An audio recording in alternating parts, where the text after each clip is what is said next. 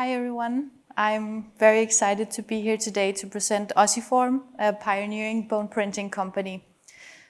At Ossiform we have a proven technology and value proposition, and we are already supplying research products to laboratories worldwide. Currently we are anticipating FDA clearance of our first bone implant for orthopedic extremity surgery this spring. And meanwhile, we are developing the next generation of resorbable spinal fusion devices, as well as bone printing point-of-care setups. And we are here to meet with investors and strategics who want to be part of this exciting venture, as we're about to enter the US market this year with the aim of enhancing bone healing outcomes within ortho and spine. Today, more than 4 million bone implants are inserted globally each year, and an additional 1.3 million procedures utilize autografts, where bone is harvested from the patient. Autografting is still the gold standard because surgeons need the biology to heal bone, but it comes with several drawbacks, including limited supply and prolonged recovery, and this leads to a high demand for better bone graft substitutes. Now, when surgeons want something that naturally integrates with the patient's bone, they can use donor bone or ceramic grafts. However, these tend to collapse, fracture, and degrade too quickly, making them highly unreliable. And therefore, surgeons are highly reliant on metal because they need the structure. And while a lot of progress has happened to achieve better bone ingrowth into porous metal, it still comes with high risk of infections, resurgeries, and tissue damage because metal is not natural and because metal is much harder than bone. For an example, if you're operating a child whose bones are still growing, or any patient where you risk needing to take out the metal again, metal is not optimal. Another challenge today is that metal or implants are generally delivered in a few standard sizes. And I'm sure many of you have experienced this before. Depending on the shoe brand, you may not exactly be a size 7 or a size 8. A 7.5 would be perfect, but that's not a standard offering. So like with shoes, many patients are between sizes when it comes to implants.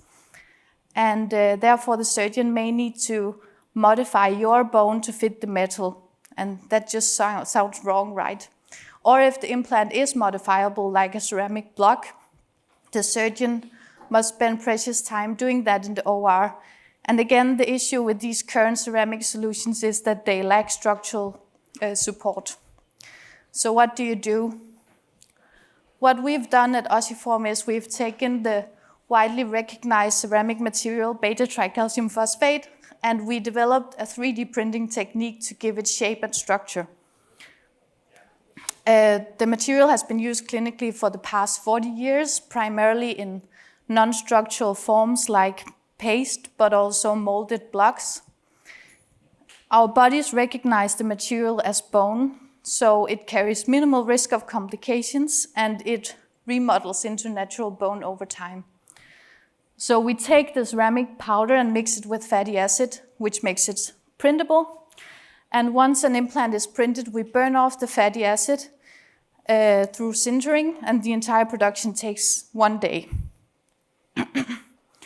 Now we can precisely control the structure and resorption rates of our implants to match the specific demands of diversified applications.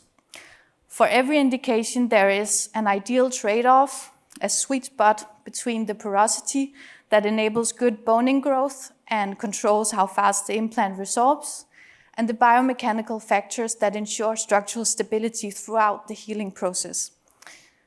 This is what we specialize in at Ossiform, hitting that sweet spot. And furthermore, what we want to do is to provide more size flexibility. We'll provide surgeons with more size options to fit more patients, both small and large, and we'll provide them with a metal-free solution that they have confidence in, both in the short and the long term. So how do we know that it works? We've done extensive preclinical testing, all with very positive results. And very recently, we submitted our first application to the FDA, and anticipating approval this spring, we are poised to commence our first clinical study later this year, a post-market study in extremity surgery. Our total addressable market is estimated at $11.9 billion and consists of the global bone grafts and substitutes market and the global spinal fusion devices market. And we're targeting the US extremity market first because it offers a high demand for novel structural solutions like ours, and it also provides us with a stepping stone to launch the next generation of resorbable spinal fusion devices. The potential of our technology extends beyond pure implant provision. We are actually working to democratize bone printing by making our solution available and scalable for hospitals worldwide. Our patented material enables reconstruction of bone in virtually all areas of the human body, and we are collaborating with printing companies to establish this bone printing solution at the point of care, which has already been validated on several printer setups.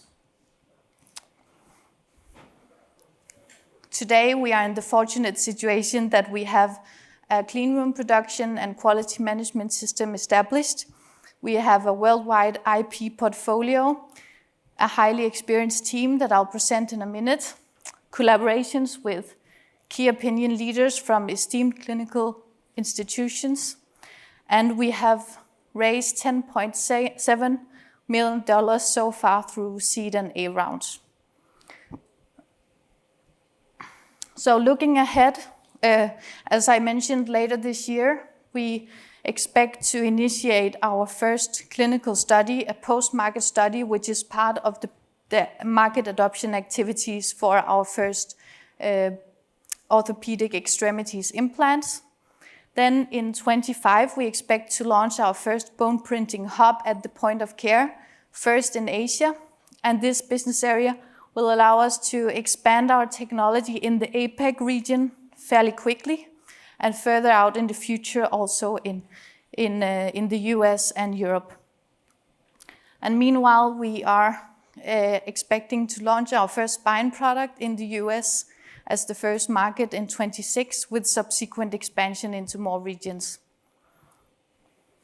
To get there, we are now seeking $22 million, and this funding round will help us drive the commercialization of our first medical device in the US. It will help us establish Ossiform on US grounds, including with the state-of-the-art production, grow the organization, obtain further IP protection and partnerships, and not least, get to market with our first spine product. Our team, I have the pleasure of being here at LSI together with our talented CEO, Thea Wulff-Olesen, former CEO of BioPorto. On the team, we also have Mette Marie Harild as our chairman, former VP at Medtronic. And among our primary clinical advisors, we have Jose Canseco, spine surgeon from the Rothman Institute, Sumit Raniga, key opinion leader in the shoulder and elbow space, based in Australia, and Arvind von Keudel, a top-tier trauma surgeon that works at Brigham and Women's Hospital in Boston. This was all from me and Ossiform. Thank you so much for your attention, and please feel free to grab me and Thea if you want to connect.